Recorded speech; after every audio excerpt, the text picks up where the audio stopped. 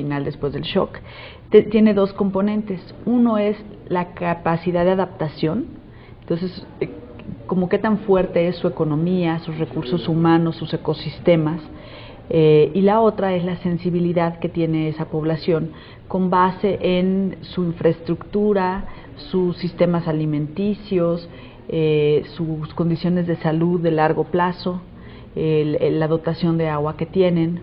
Esos son, en total teníamos como 18 indicadores, pero se pueden agrupar en estos dos grupos, grandes grupos. Ajá. Entonces lo que hacemos es la capacidad de adaptación menos la sensibilidad del Estado en ese caso, y eso nos da la resiliencia. Entonces nosotros hicimos un análisis para el año 2000 a nivel estatal y pudimos rankear, digamos, los estados. El número no nos dice nada, nada más es si uno es más vulnerable o menos vulnerable, o al revés, es más resiliente o menos resiliente al cambio climático. ¿A quién le va a pegar más, a quién menos? ¿A quién le va a pegar más? Tenemos algunos estados, como por ejemplo Jalisco, Nuevo León, Sinaloa, que son estados donde menos va a pegar, ¿no? Tanto por sus condiciones ambientales como sociales y económicas, digamos. Mientras que hay otros estados como es Guerrero, Chiapas, Oaxaca, Zacatecas, Puebla, que es a los estados de los que más les va a pegar. Ahora, podríamos decir, bueno, esto está altamente correlacionado con la situación económica, ¿no? Pero el DF, por ejemplo, que es una entidad con muy buenos indicadores socioeconómicos, sería como al séptimo que más le pegaría. Y eso es por por la situación tanto de producción de alimentos como de capacidad, como de agua, la calidad y la cantidad de agua disponible. Entonces esto permite, por un lado, analizar cuáles son los factores que afectan. Y eso creo que nos lleva un poco a lo que tú estabas mencionando de la prevención. Te permite hacer políticas públicas donde dices, pues no todo el país necesita lo mismo, sino que se necesitan diferentes cosas en diferentes lugares, ¿no? El problema de Oaxaca no es necesariamente el entorno ambiental, sino que es el desarrollo económico, mientras que pues, en Nuevo León ese no va a ser. Y hay resultados interesantes porque, por ejemplo, Zacatecas y Nuevo León, pues, que son iguales, digamos, en condiciones geográficas, de precipitación y tal, pues, están completamente disparados, porque por el desarrollo socioeconómico de Nuevo León versus Zacatecas. Hay otros estados, entonces no es el que no tengan salida al mar, no es el que estén en la costa, porque Jalisco tiene mucho mejores indicadores que Oaxaca, no es que estén, por ejemplo, Ciudad de México, que está dividida, pero bueno, tenemos el análisis por el Estado de México, para el Distrito Federal, y es totalmente diferente porque el DF no tiene como esa protección ambiental, como una barrera ambiental que le permita salir adelante, ¿no? Entonces, creo que este tipo de análisis ahorita lo estamos tratando de hacer para Puebla, porque claro, un estado es muy heterogéneo, entonces estamos tratándolo de hacer a nivel municipal, pero claro, enfrentamos muchas regiones al menos.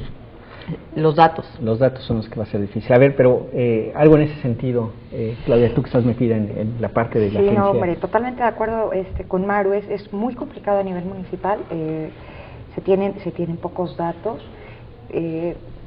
Maru y yo hemos estado trabajando, pero a nivel estatal es complicado, a nivel municipal resulta, con los datos que se tienen actualmente, prácticamente imposible. O sea, se tendrían que generar estos datos para empezar, y los pocos que se tienen no siempre están actualizados.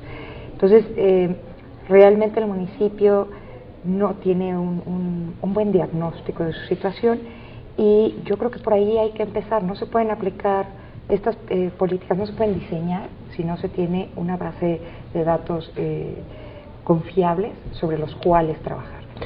¿Cómo qué tipo de datos son específicamente los que habría que generar? Digamos, precipitación, este tipo de cosas, o algo más. Digo, me imagino que sí haya, pero ¿cuáles son?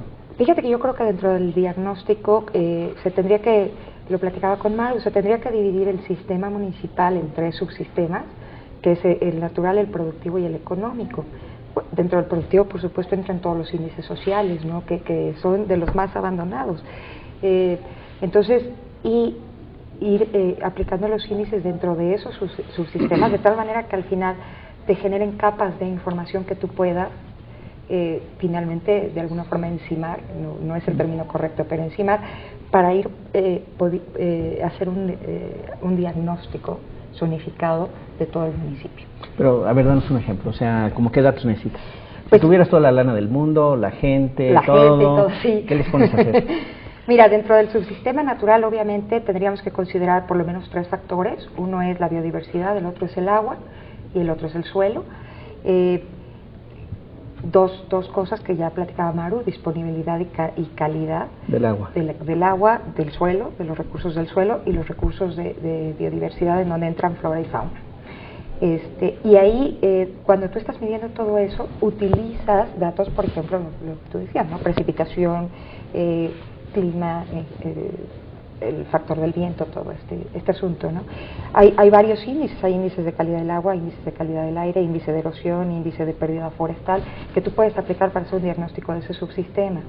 Dentro del sistema productivo, por supuesto, índices sociales, yo no los manejo muy bien, pero aquí el doctor Benjamín nos puede decir qué tipo de cosas se pueden estudiar a nivel social y productivo.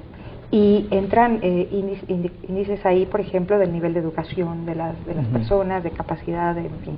Y el índice económico, que tiene mucho que ver con la calidad de vida de los habitantes del municipio y sus posibilidades, sus ingresos, y también correlacionan obviamente su capacidad, la oportunidad que tienen de capacitarse y la oportunidad que hay en el mercado de trabajo y todo este tipo de cosas. Entonces, al final, tú puedes obtener prácticamente un índice de calidad de vida de los habitantes del municipio, considerando estos factores, que finalmente son los que se toman en cuenta para la sustentabilidad. Entonces, ya se hizo un trabajo así a nivel nacional, se logró un trabajo sumamente interesante, pero como dice Maru, la escala es demasiado grande, entonces bajarlo a nivel municipal es sumamente Sí, que no es lo mismo, no vas a poder aplicar la misma política pública en un lugar que en otro, y incluso que ni siquiera vale la pena, ¿no? No.